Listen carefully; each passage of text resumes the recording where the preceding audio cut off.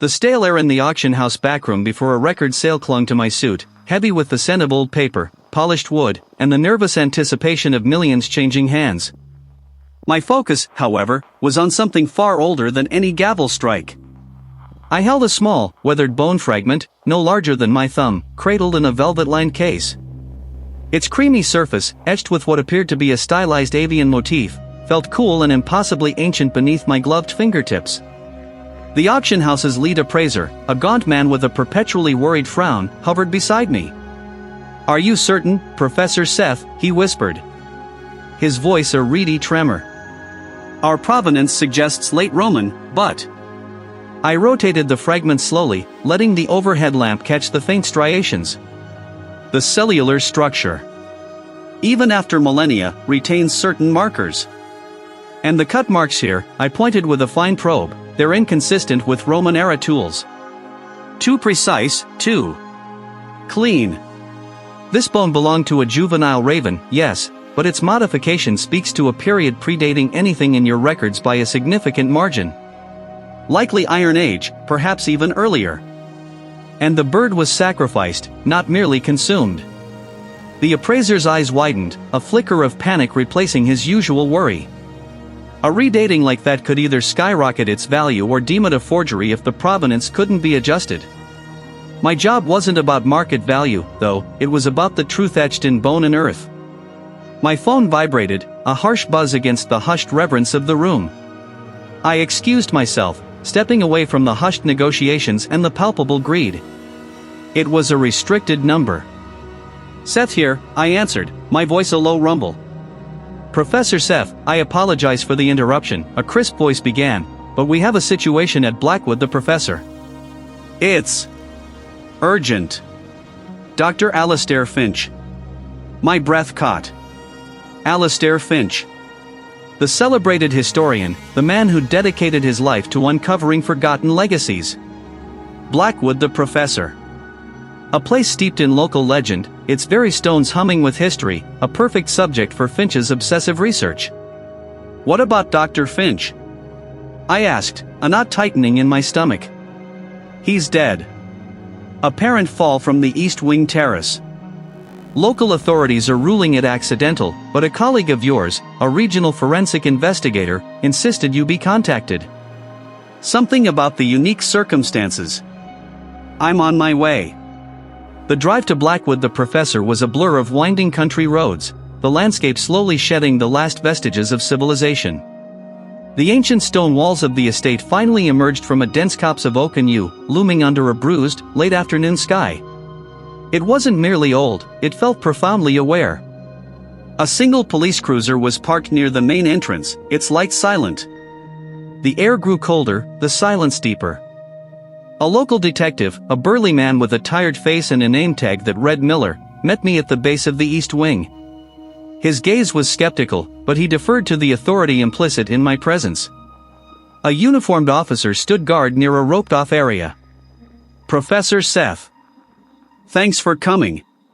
The coroner's assistant is just finishing up," the detective said, gesturing vaguely towards the terrace above. "Tragic business. Finch was a pillar of the community, a real treasure. Lost his footing, they reckon.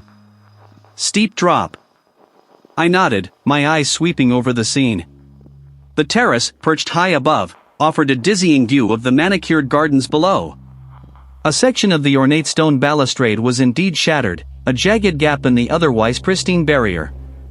Standard procedure. The fall was extensive. I climbed the grand staircase, each step a creak of history underfoot, to the East Wing terrace. The detective followed, his heavy boots a stark contrast to my lighter steps. Up close, the damage to the balustrade was more pronounced. A large section, perhaps a meter wide, had crumbled inwards, leaving sharp, exposed edges. I knelt, examining the fractured stone. The breaks were clean, recent. No signs of prolonged weathering or structural fatigue. This wasn't a section that had been slowly deteriorating. This was a sudden, violent impact. "Anything seem off to you, Professor?" the detective asked, observing my intense scrutiny. Not yet, I murmured, running a gloved hand over the rough surface of the remaining balustrade. I leaned closer, catching a metallic, acrid scent that was definitely not stone dust. We descended to the stable block, a cavernous space with high ceilings and the ghost of horseflesh in its lingering aroma. Finch lay on a sterile sheet, covered by a tarp, on a gurney in the center of the room. The local coroner's assistant, a young woman with anxious eyes, stood by, clutching a clipboard. "Professor Seth," he greeted, his voice hushed. Detective Miller explained. "We've completed our initial external assessment." "Thank you." "May I?" I asked, gesturing to the tarp. She nodded, pulling it back. The sight of Dr. Alistair Finch was sobering. His features, usually so animated and full of intellectual fire, were now slack, his skin a waxy pallor. The injuries were consistent with a severe fall, multiple fractures, contusions, a devastating blow to the head. The assistant had done a professional job of documenting everything. I began my meticulous examination, moving slowly, deliberately, my gaze sweeping over every inch of him. I started with the hands, often telltale indicators. His fingernails were clean, neatly trimmed, which struck me as odd for a man who spent his days sifting through dusty archives and archaeological digs. But then, Finch was meticulous in all things. It was when I reached his left forearm that I paused. Amidst the abrasions and bruising, a faint discoloration caught my eye. A reddish-brown stain, almost like dried mud, was embedded deep in the skin folds of his wrist, clinging to a few stray hairs. And then, there was the texture. Not granular, like earth, but almost fibrous. I leaned closer, my breath held. This wasn't an injury from the fall. This was something else. I carefully scraped a tiny sample into a sterile vial.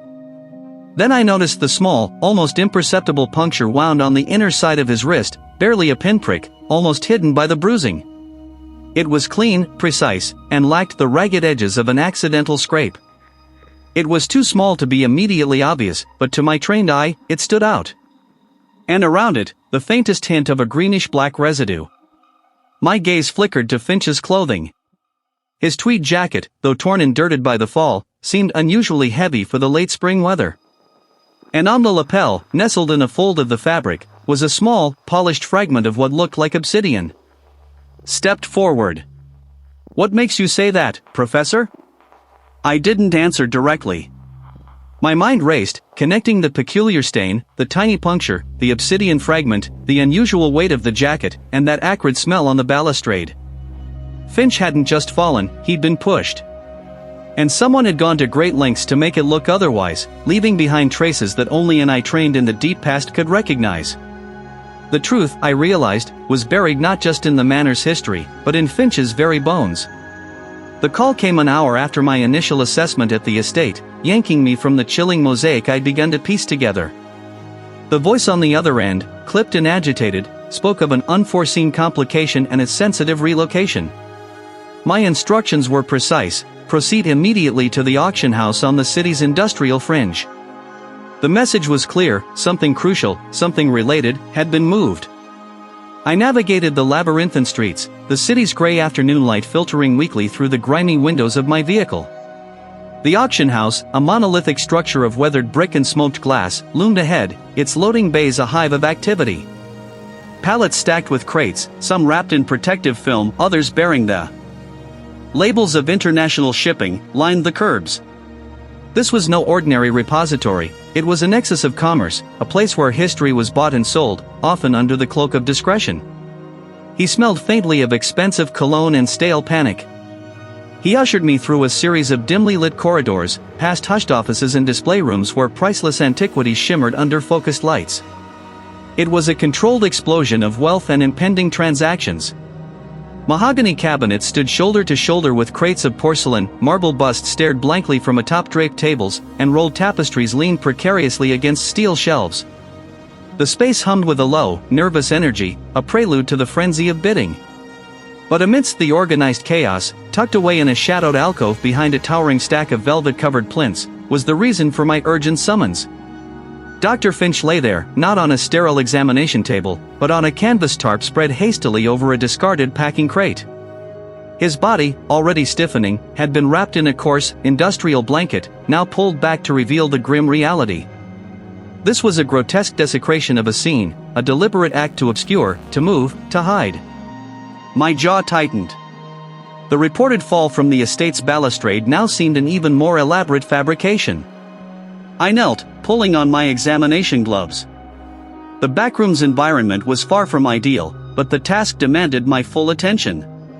The ambient light was poor, a mix of fluorescent hum and the weak glow from a nearby loading dock, but my portable lamp cut through the gloom, illuminating the victim. My gaze settled first on his clothing.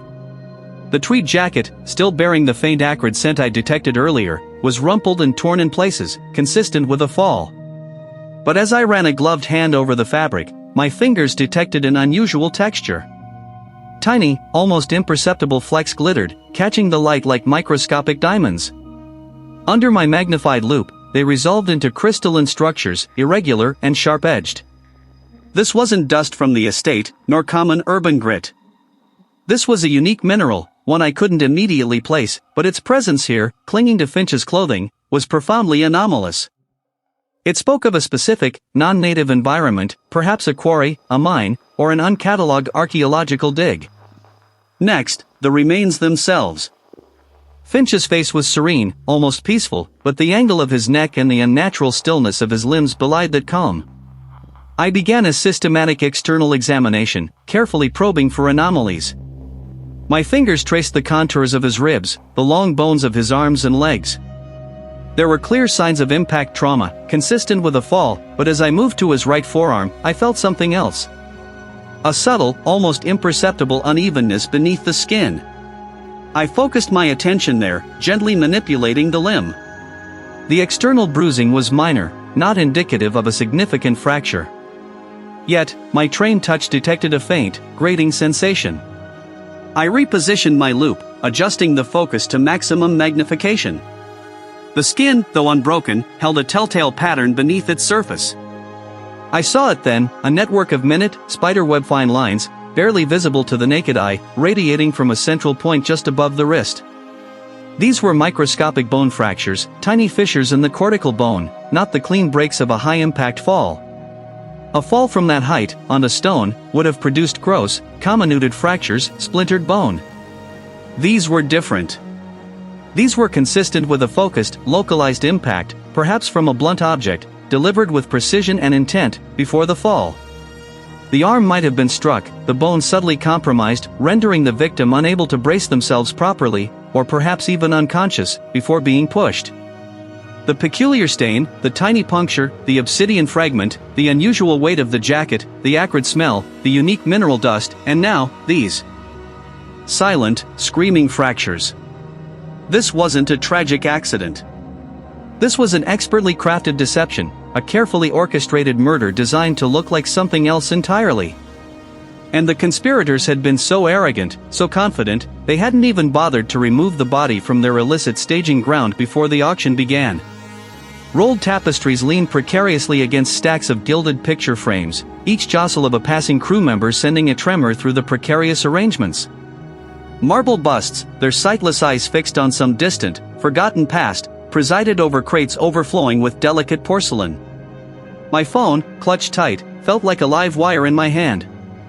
I'd sent a microsample of the unusual particulate matter, scraped meticulously from the historian's boots, to my contact, a forensic mineralogist known for his almost supernatural ability to identify the provenance of a speck of dust.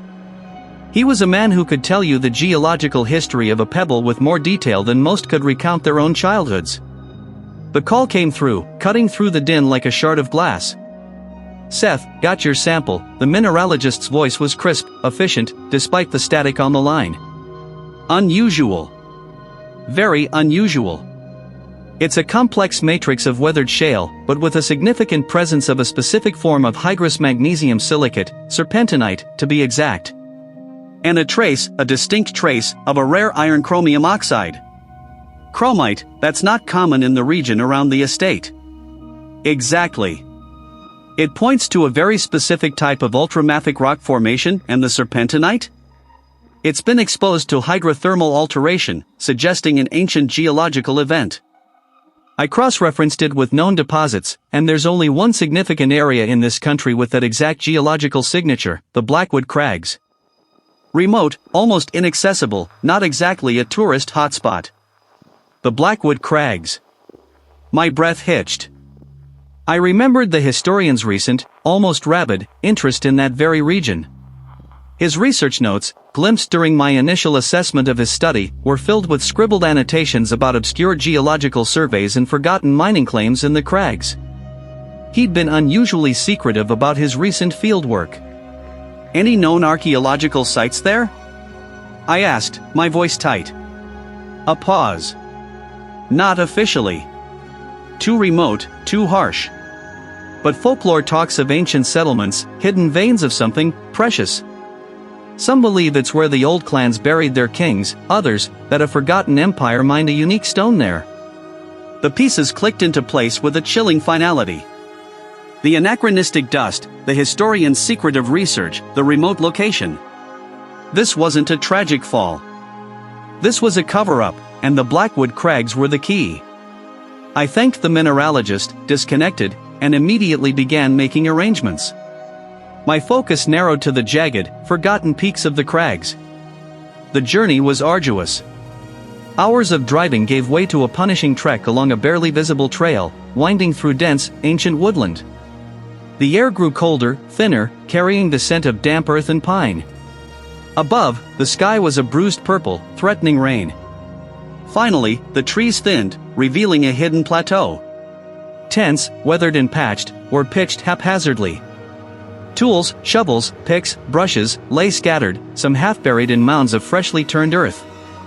It looked like it had been hastily abandoned, or perhaps, paused. The air tasted of mineral dust, ancient and metallic. I moved through the site cautiously, my eyes scanning for any sign of life.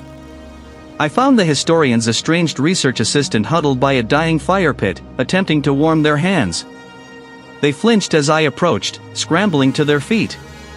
"You're the forensic specialist, aren't you?" the research assistant stammered, their voice hoarse. They recognized me from the estate, though we hadn't spoken much. "Seth," I corrected, extending a hand.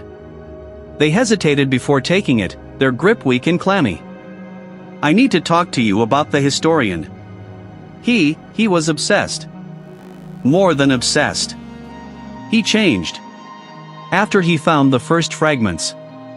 "Fragments of what?" I pressed, my voice low but firm. They wrung their hands, their eyes wide. "He called it, the lost artifact. Said it was proof of something impossible.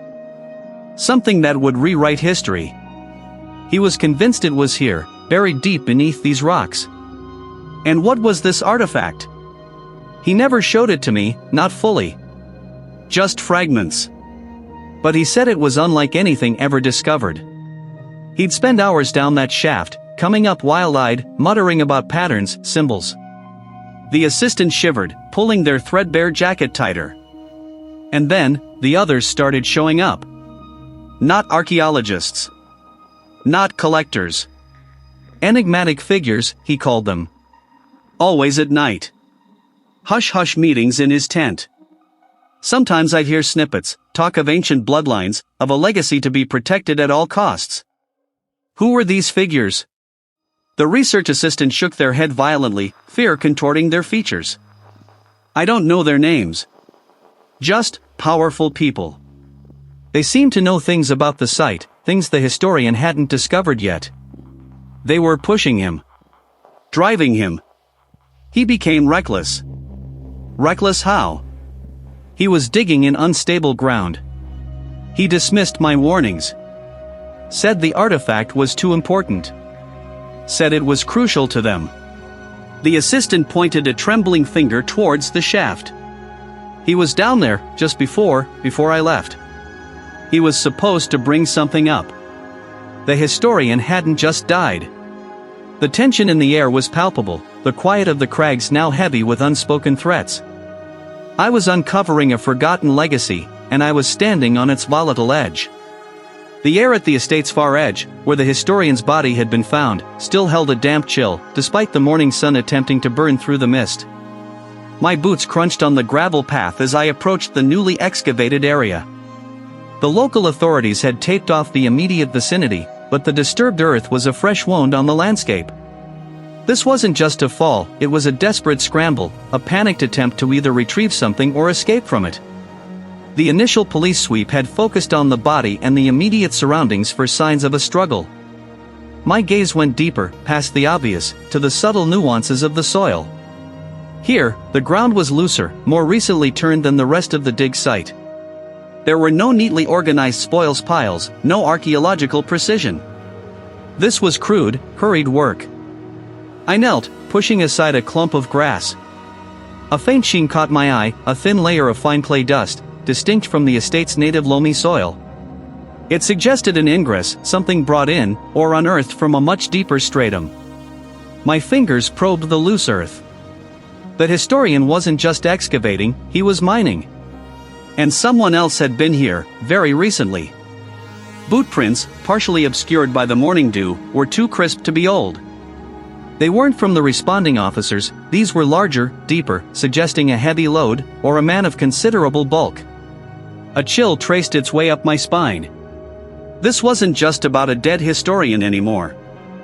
Then, my fingers brushed against something hard, embedded just beneath the surface. I carefully scraped away the soil, revealing a shard.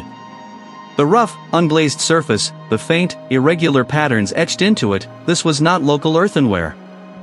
This was a fragment of ancient pottery, distinctly Mycenaean, perhaps even Minoan. My mind reeled. What could a piece of Aegean Bronze Age pottery be doing buried on a 17th century English estate? It was anachronistic, wildly out of place, screaming of illicit activity. This wasn't just a dig, it was a clandestine operation, a burial, or a recovery of something deliberately hidden. The historian hadn't stumbled upon it, he'd been looking for it. I carefully placed the fragment into an evidence bag, my thoughts racing.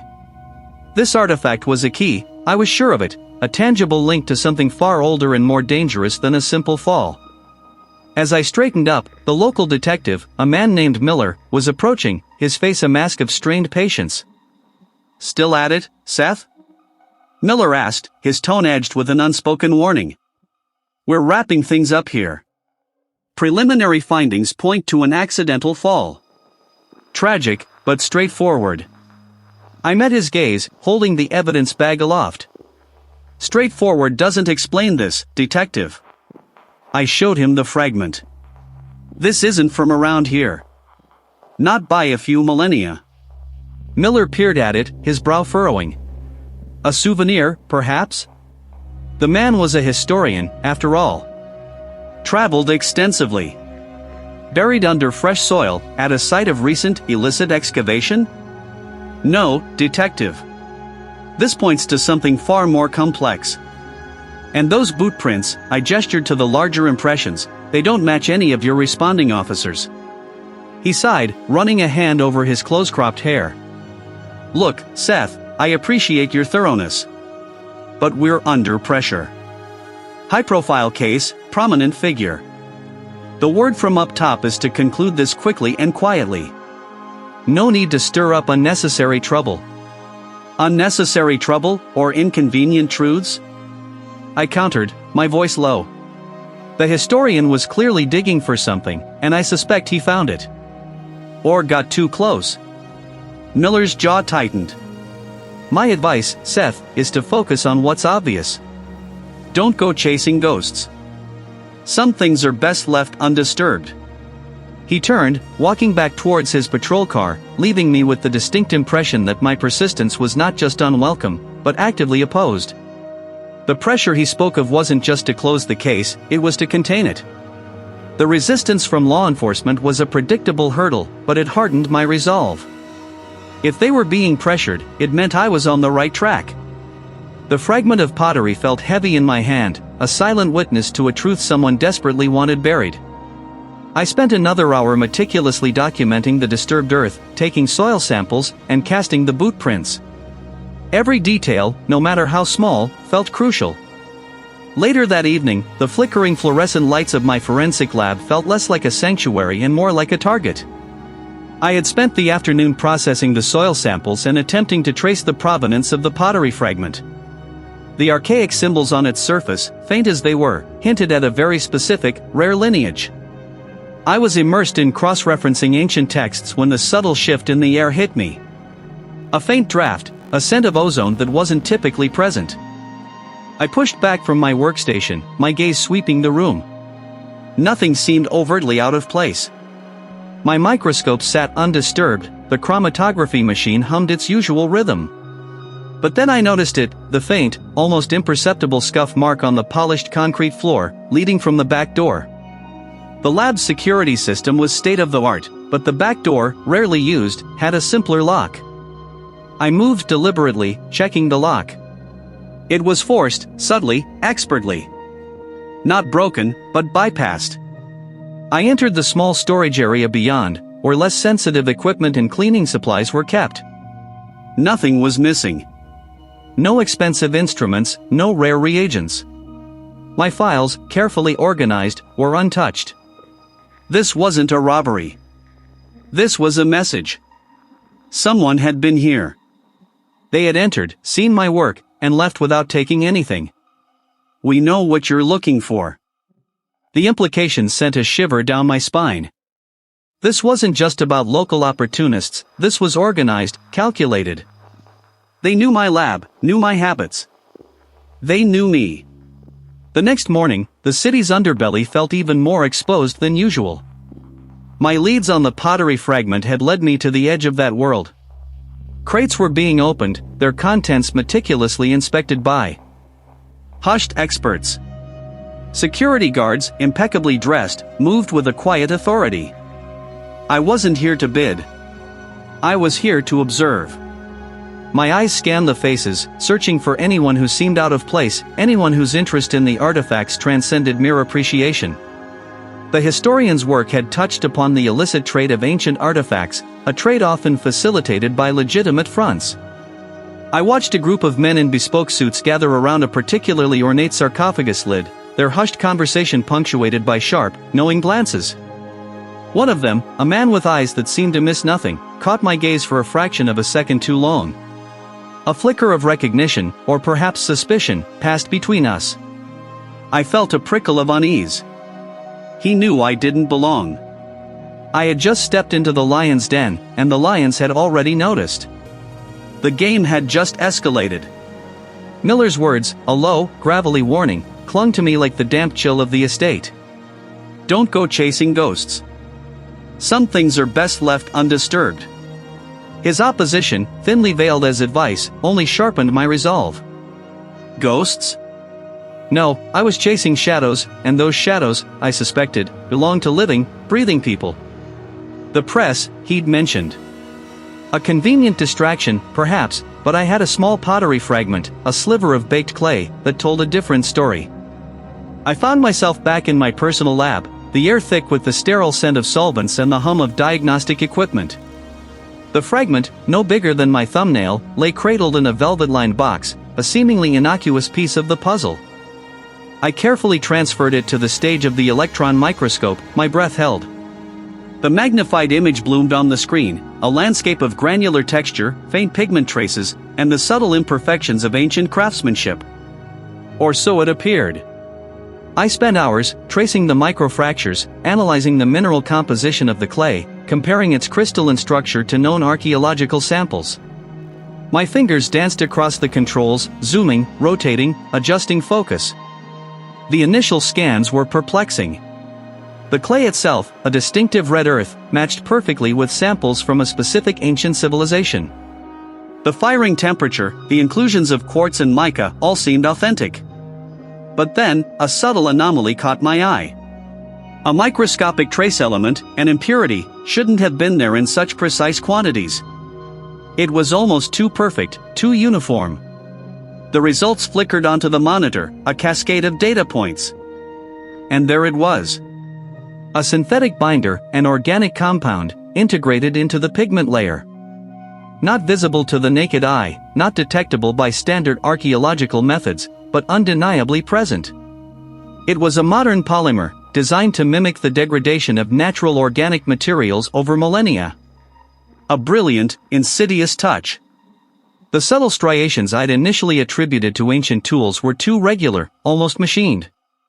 The patina of age, so convincing at first glance, was a carefully applied veneer, a chemical process accelerated to mimic centuries of burial.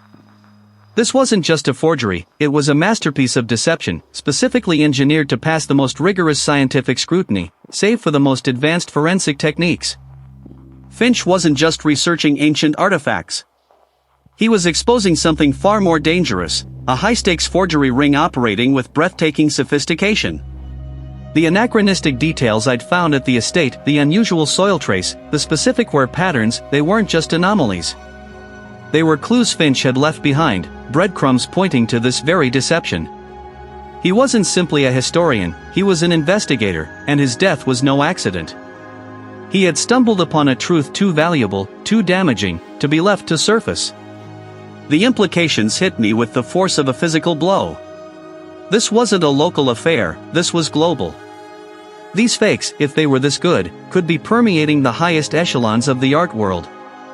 My thoughts immediately jumped to the upcoming Antiquities of the Levant auction, a much-hyped event promising pieces of unparalleled provenance. It was where the most significant finds were traded, where fortunes changed hands.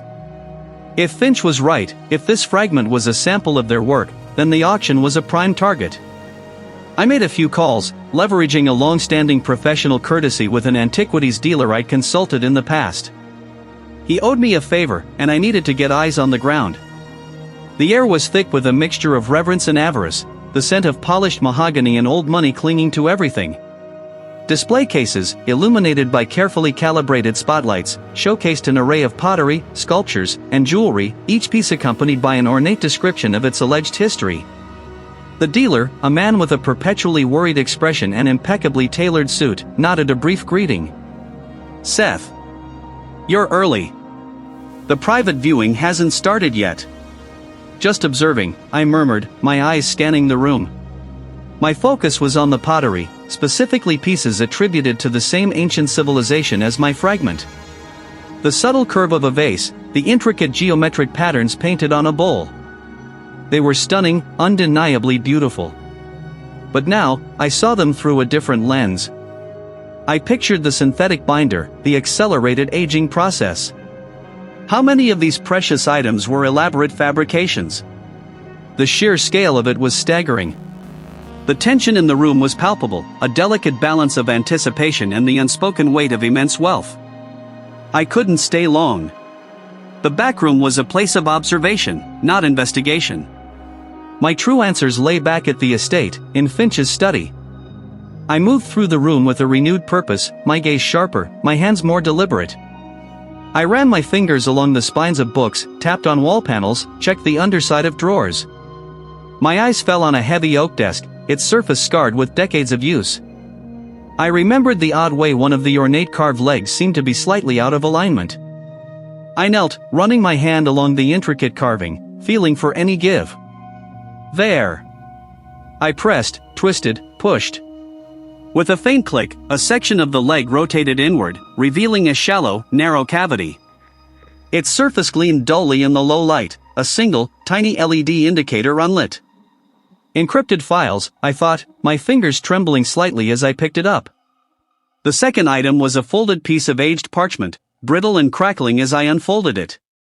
It wasn't a map of the estate, or even of the surrounding region.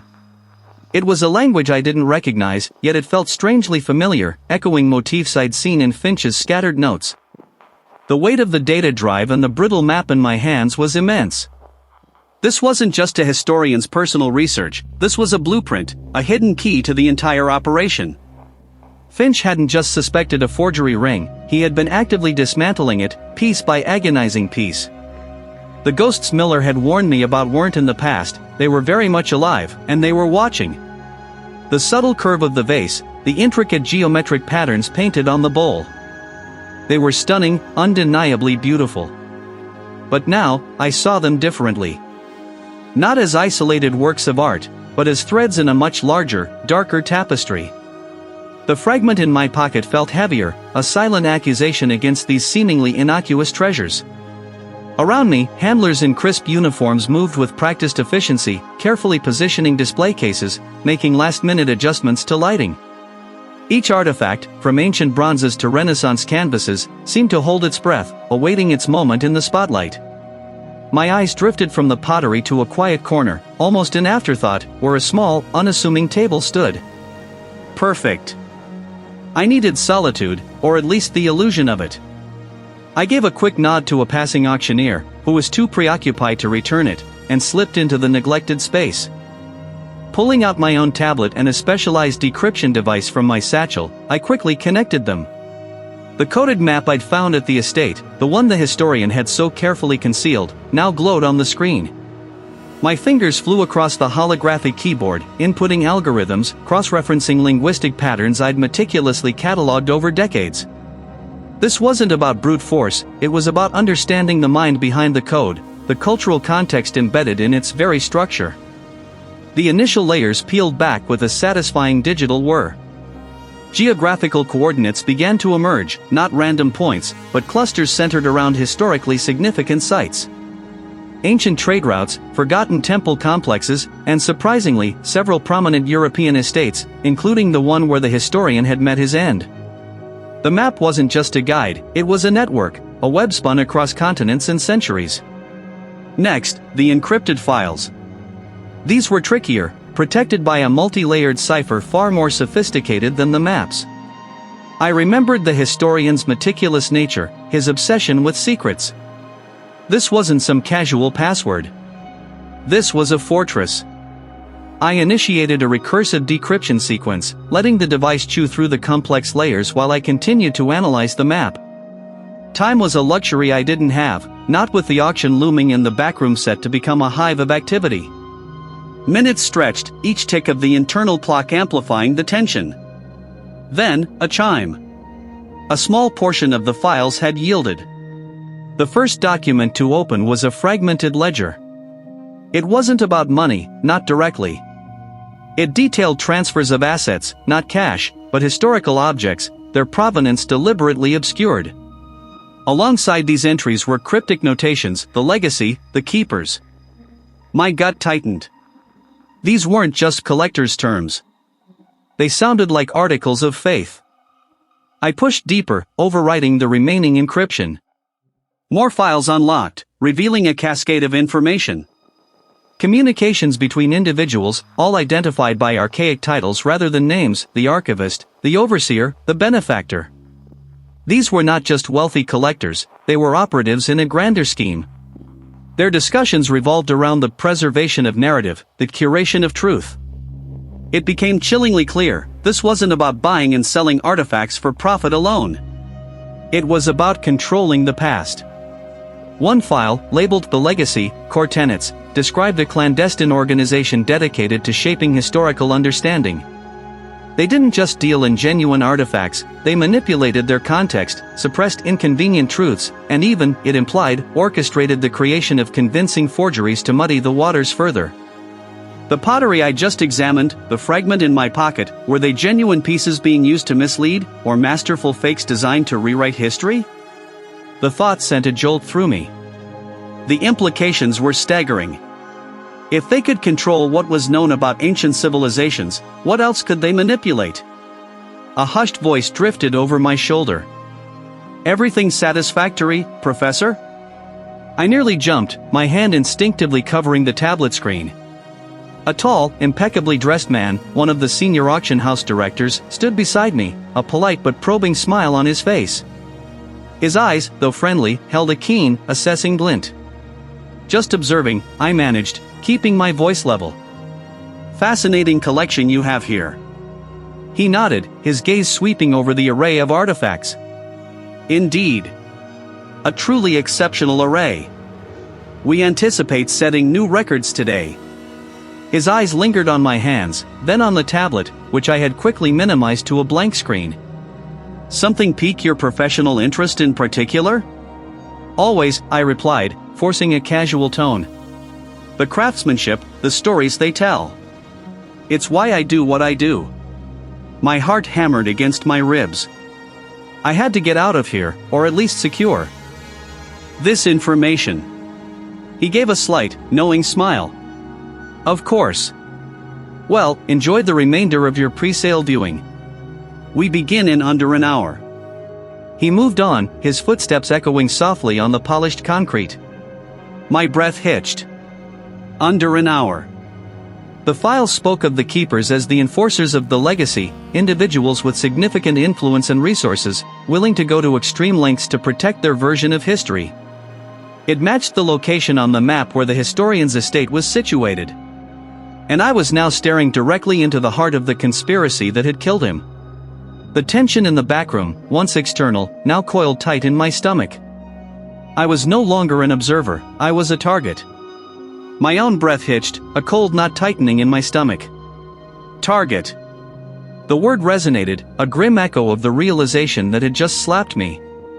The historian hadn't simply fallen, he'd been silenced, and my meticulous unraveling of the truth had just painted a bullseye on my back. I glanced at the small, sealed evidence bag on the metal table, the unique mineral dust shimmering faintly under the harsh fluorescent lights. This dust, this anachronistic detail, was the key. It was also my damnation if I didn't move fast. The auction was due to start in less than an hour, the room would soon be bustling with last-minute preparations, and I had already overstayed my welcome. My fingers, usually steady, trembled slightly as I tucked the evidence bag into an inner pocket of my jacket. Every nerve ending screamed caution. I scanned the room, noting the positions of the security cameras, one in each corner, a blind spot almost impossible to find. My gaze lingered on the heavy oak door leading to the main gallery, then to the smaller service exit. The service exit was my best bet for an unnoticed departure. "Seth, everything all right?" The head of security, a barrel-chested man with eyes that missed nothing, stood framed in the doorway, a polite smile that didn't quite reach his eyes. I forced a casual shrug, pulling a handkerchief from my pocket and wiping down the instruments I'd used. "Just finishing up. Fascinating collection, even if my expertise isn't strictly necessary for these pieces." I kept my voice level, the lie tasting like ash.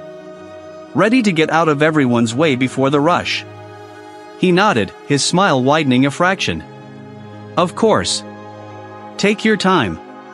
He stepped aside, but his posture remained watchful. My heart hammered a frantic rhythm against my ribs. He knew.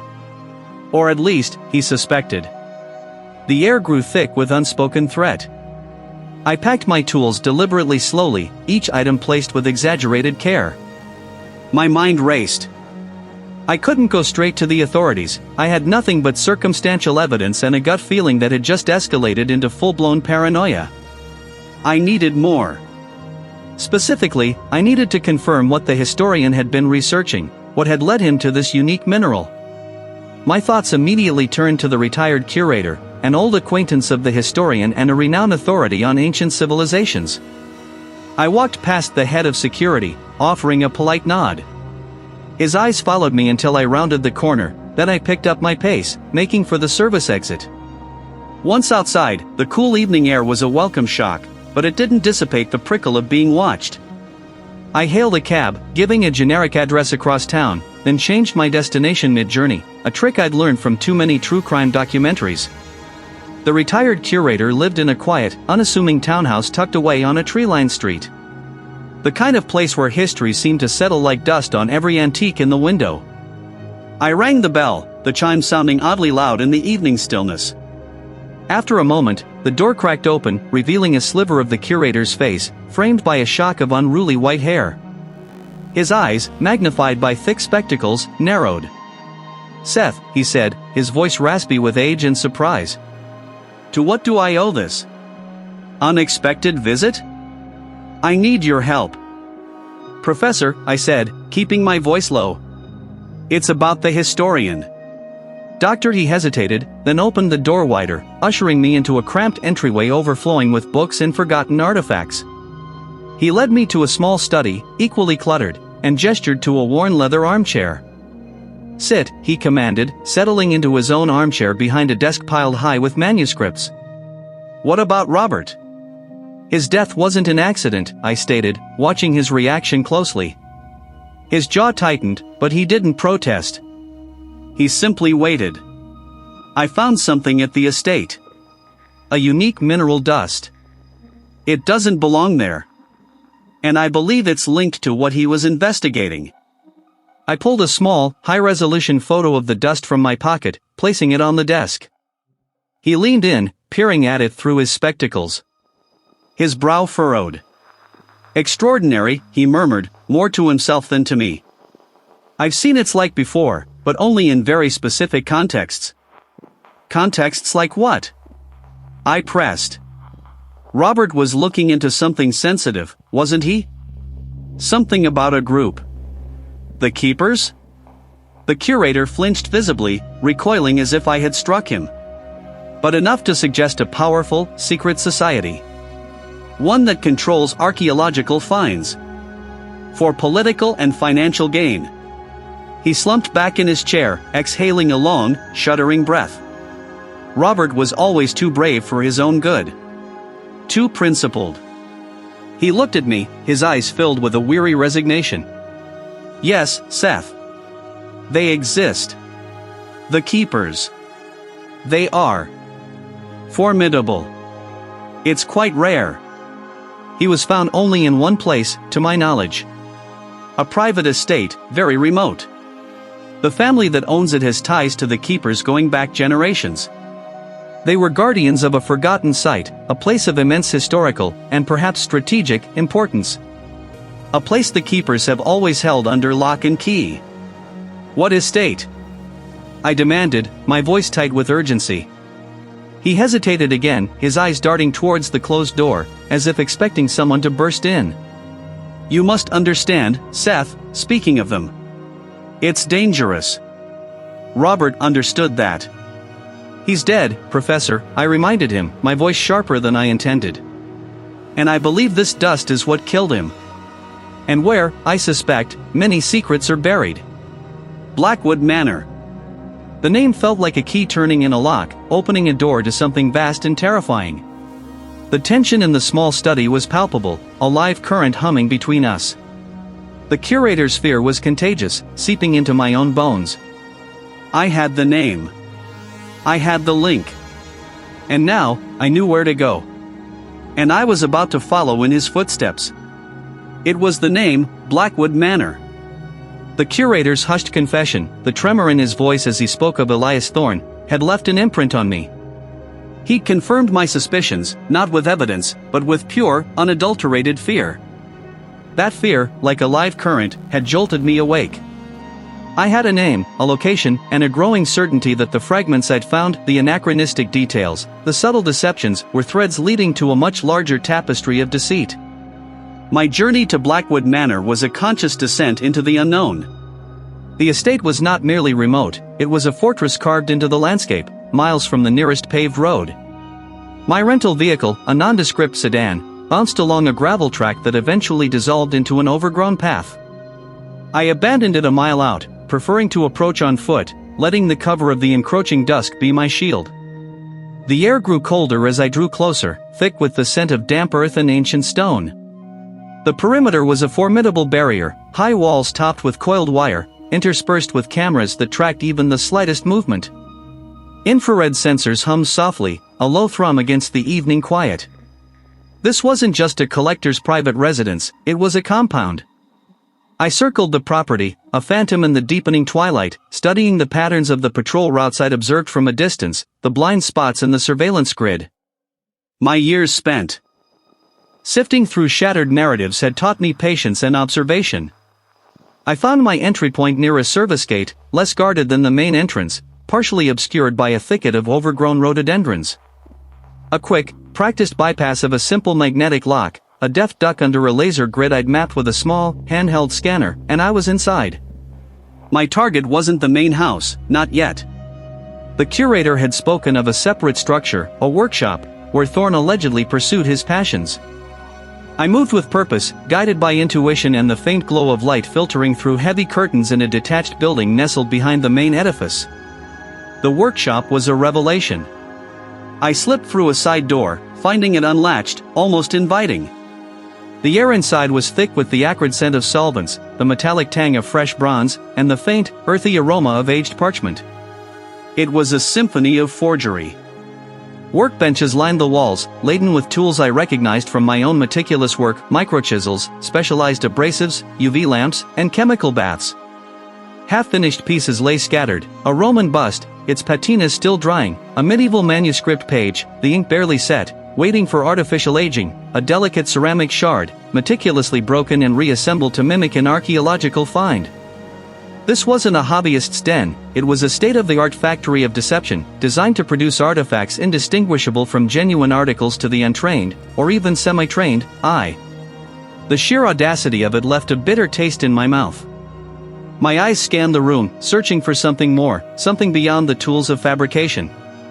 It was too perfect, too deliberate to be accidental.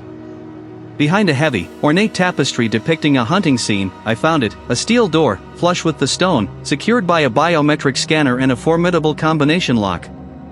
Thorne was not just forging, he was hiding. This was a different kind of challenge. I didn't have the time or the tools for a full bypass. I ran my gloved fingers over the scanner, feeling for residual warmth, a recent use. Nothing. Then, I noticed a subtle flicker in the wall panel beside the lock, a tiny, almost invisible indicator light, active but dormant. This wasn't just a vault, it was a networked system. I pulled out a small, specialized device, a signal jammer I developed for remote site work, and activated it, hoping to momentarily disrupt the local network. I tried the combination lock, cycling through common sequences, then dates associated with Thorne's known acquisitions. On the seventh try, a soft click echoed in the silent room. A date from a recent, record-breaking auction. Thorne's ego, it seemed, was his biggest weakness. The heavy door swung inward with a faint hiss of compressed air, revealing a chamber bathed in soft, archival light. The air inside was cool, dry, and utterly silent. My breath caught. This wasn't a vault for forgeries. This was a treasure trove. Shelves lined with ancient papyri, protected in climate-controlled cases. Pedestals displaying bronze statuettes, their surfaces scarred by millennia, not by abrasives.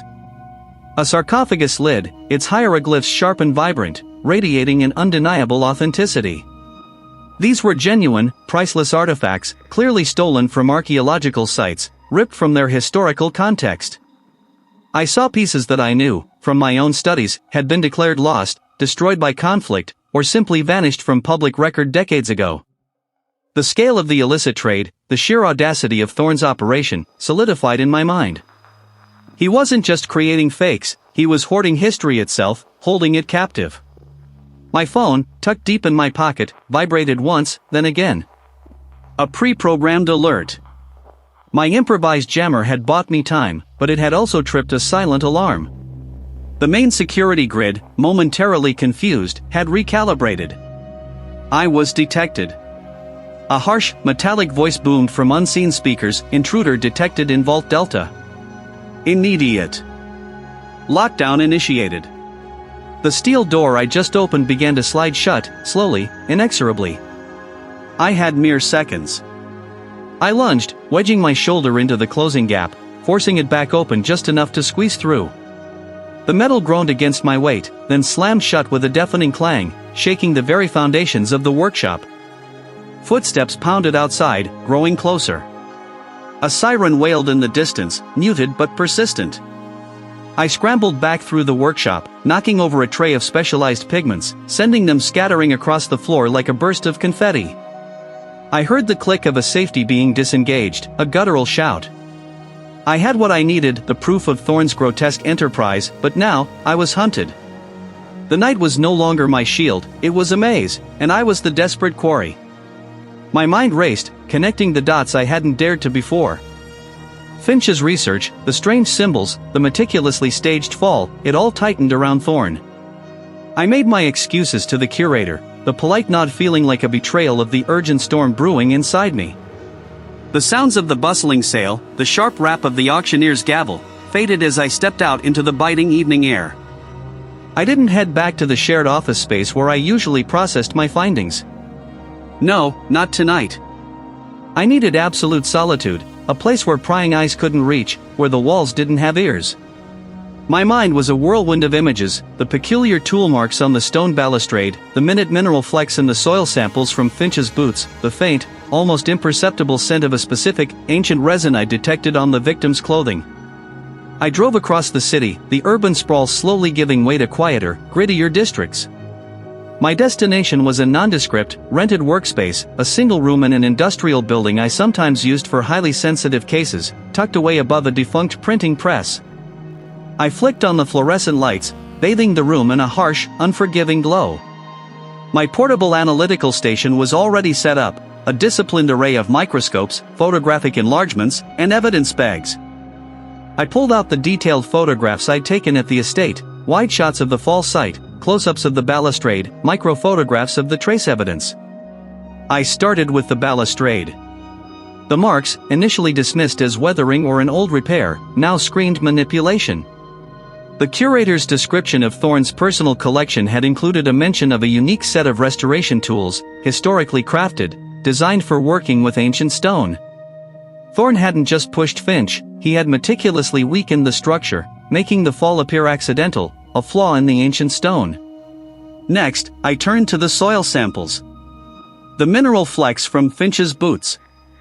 Under the microscope, they shimmered with an unusual iridescence. I cross-referenced them with geological surveys of the estate, then with specific reports on Blackwood Manor's grounds. Nothing.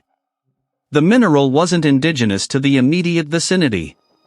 But then, I remembered a footnote in one of Finch's more esoteric papers, a reference to a long-lost burial site, supposedly rich in a rare, crystalline or, rumored to be located beneath Blackwood Manor. The mineral on Finch's boots matched the geological description of that ore perfectly. Finch had been somewhere he shouldn't have been, somewhere deep below the manor, just before his death. The resin.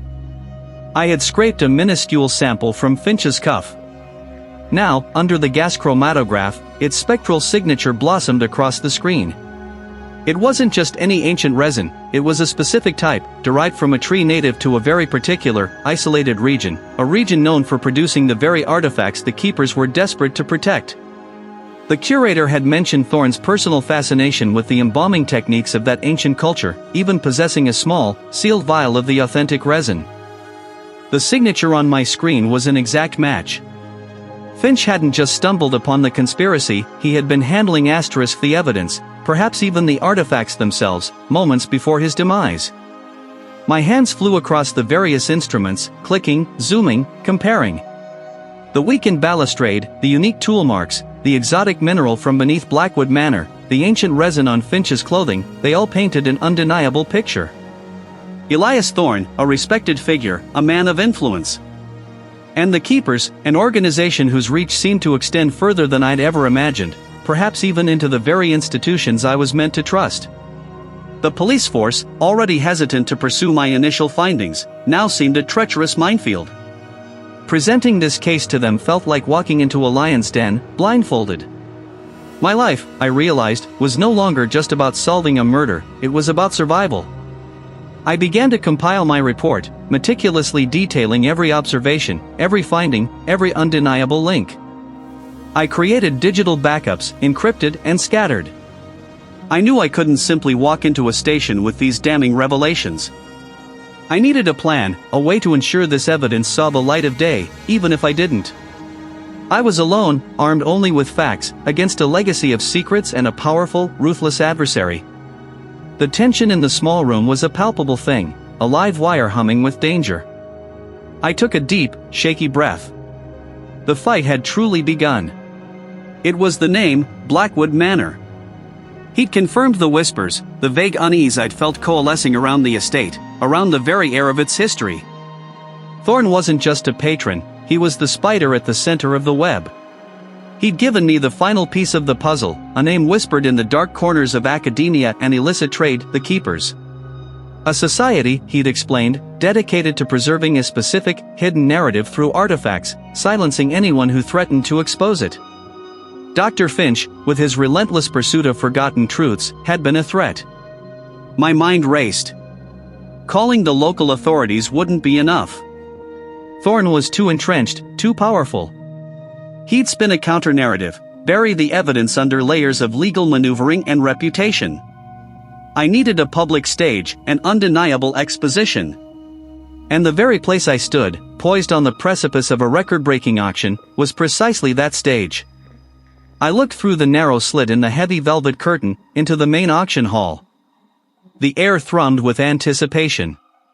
Wealthy collectors, art dealers, and curious onlookers filled the rows, their hushed conversations a deceptive calm before the storm. Thorne would be out there, likely in one of the front rows, exuding an air of cultured superiority, perhaps bidding on some rare antiquity that spoke to his twisted legacy.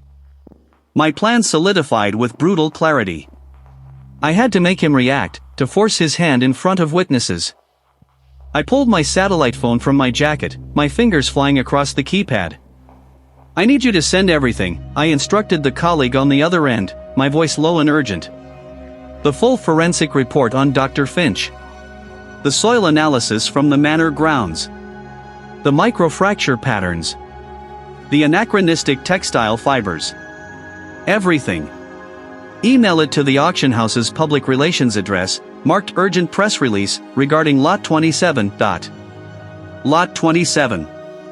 I remembered seeing it on the catalog, an ancient bronze tablet, said to be a rare example of early Proto-Canaanite script, its provenance murky but compelling. It was exactly the kind of piece Thorne would covet, a tangible link to the forgotten legacy he supposedly protected. Minutes stretched into an eternity. This was it. The culmination of weeks of relentless investigation, the moment I either brought justice for Dr. A sudden buzz in my pocket. My colleague confirmed the email had been sent. I took a deep breath and pushed through the velvet curtain, stepping into the glaring lights of the auction hall. All eyes were on the auctioneer, whose voice boomed through the room, describing the next lot. I scanned the faces, locating Thorne in the third row, his profile sharp and imperious. I moved with purpose, drawing the attention of a security officer near the aisle. "I need to make an urgent announcement," I said, my voice cutting through the polite murmur. The officer, a burly man with a no-nonsense expression, frowned. "This isn't the time, sir." "It is precisely the time," I countered, pulling out a printout of the email I just sent, its subject line blaring. "This concerns Lot 27 and the integrity of this auction. Not to mention a murder investigation." The word murder hung in the air, a stark disruption. The auctioneer, sensing the shift in the room's energy, paused. "Is there a problem?" he asked, his voice losing its practiced cadence. I strode to the microphone stand, grabbing it before the security officer could fully react. "My name is Seth," I announced, my voice clear and ringing with conviction. "I am a forensic anthropologist. I've been investigating the death of Dr. Alistair Finch at Blackwood Manor." A ripple went through the crowd. Thorne was on his feet now, a predatory glint in his eyes. "Dr. Finch's death was not an accident," I continued, holding up a blown-up image of the anachronistic textile fibers I'd found. "He was murdered. Its provenance has been deliberately falsified to support a fabricated history, a key component of the Keeper's operation." Chaos erupted. Gasps, murmurs, and the rapid click of camera shutters filled the hall.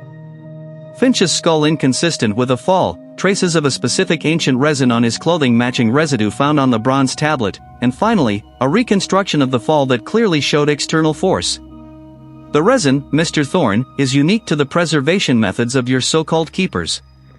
It was on Dr. Finch's hands, transferred when he struggled to expose your forgery, your lie. It was on his clothes, transferred from you." Thorne, now fully exposed, made a desperate move. He shoved aside a stunned attendee and bolted for an emergency exit at the back of the hall. The security officer, now understanding the gravity, gave chase, but Thorne was surprisingly agile. "He's heading for the manor," the curator shouted, pointing. "He has a private passage from the estate grounds that links directly to the auction house's service alley." My blood surged, adrenaline sharpening my senses. This was the chase. I tore after them, pushing through the bewildered crowd, the clamor of the auction hall fading behind me. The service alley was a grimy, refuse-strewn corridor, smelling of damp concrete and stale food. Thorne was already a distant figure, scrambling into a waiting black car that roared to life. He was heading back to Blackwood Manor, back to his lair, to destroy whatever remaining evidence linked him to the keepers and Dr. Finch's murder. I hailed a passing taxi, shouting the address. "Follow that car. And don't lose him." The driver, startled but spurred by the urgency in my voice, slammed on the accelerator. The high-stakes game had just escalated, and I was in it for the win. The service alley narrowed, a grimy tunnel between the grand auction house and a forgotten world of dumpsters and exhaust vents. The scent of stale oil and damp concrete thickened. He was surprisingly fast for his build, but the element of surprise was gone. My own breath hitched in my chest, a burning sensation in my lungs, but the adrenaline propelled me forward. I saw a flash of movement further down the alley, a waiting vehicle, its engine idling. He was almost there. I pushed harder, my worn shoes skidding on a slick of something unidentifiable. The gap between us closed. He fumbled with the driver's side door of a dark sedan, his fingers clumsy with haste. This was my chance.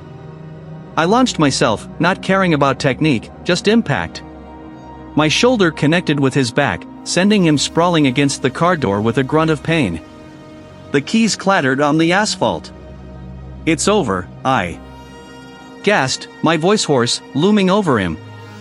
He twisted, a glint in his eye, and I saw a small, dark object in his hand. Not a weapon, but a data stick. He tried to crush it under his heel, but I was faster, my hand slamming down, pinning his wrist. The sharp crack of approaching sirens pierced the evening air, a mournful wail that grew rapidly louder.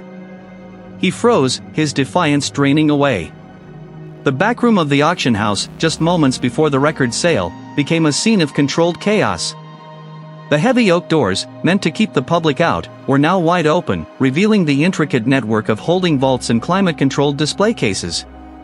I watched as the ringleader was led away, his face pale, his tailored suit now rumpled and stained. He didn't look back. The senior investigator, a woman with sharp, assessing eyes, approached me. "Your lead was precise, Seth. We caught them attempting to load several crates. The manifest lists them as contemporary art, but the X-rays tell a different story." I followed her gaze to a series of images displayed on a portable monitor. The familiar, unmistakable outlines of ancient pottery, carved effigies, and delicate, age-worn papyri filled the screen. Artifacts, not from the estate, but from other sites, other histories. This was the true scope of the Keeper's operation, a vast network of illicit trade spanning continents, all funneled through the veneer of legitimate auction houses. The historical estate was just one node, a strategic acquisition to launder their more sensitive finds. The historian. He found the connections. The senior investigator nodded slowly. "It appears so. We found encrypted files on a server here, mirroring the historian's research notes. It seems the Keepers were more than just artifact traffickers. They were trying to rewrite history, to erase certain narratives, preserve others. The historian's death wasn't just about a single artifact, it was about silencing someone who threatened to expose their entire ideology. The revelation settled over me like a shroud. The anachronistic details I'd found on the historian's body, the unusual composition of the soil, the subtle changes in the estate's landscape, they were all deliberate manipulations, designed to obscure the truth, to bury history deeper. The Keepers weren't just selling relics, they were controlling narratives, shaping the past for their own twisted vision of the future. Hours later, the adrenaline had faded, replaced by a profound weariness that seeped into my bones. The auction house backroom was still buzzing, but the frantic energy had subsided into methodical documentation. The stolen artifacts, now carefully catalogued and secured, represented centuries of human endeavor, of forgotten civilizations, finally retrieved from the clutches of those who sought to exploit them. My mind replayed every detail, the fractured bone, the ancient pollen, the faint impression of a tool mark. Each piece, seemingly insignificant on its own, had built an undeniable narrative. The truth, like a fossil, was always there, waiting to be meticulously unearthed. The emotional weight of it all pressed down on me. The historian, a man dedicated to preserving history, had become a victim of those who twisted it. His pursuit of truth had cost him his life, but in his death, he had ignited a different kind of truth. I thought of the profound impact of my work, not just on individual cases, but on the very fabric of historical understanding. My science had not just solved a crime, it had helped reclaim a stolen past. I traced the grain of the rough wood with my thumb. This case had pulled me into their depths, exposed me to a level of calculated malice I hadn't fully anticipated.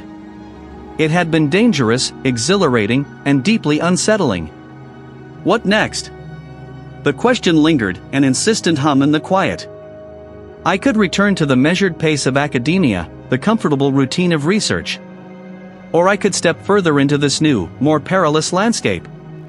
The pursuit of justice, I realized, wasn't always confined to laboratories and lecture halls. The thought, once daunting, now carried a strange, compelling allure. The dust of the auction house settled, but in its wake, a new path seemed to emerge, clearer and sharper than before.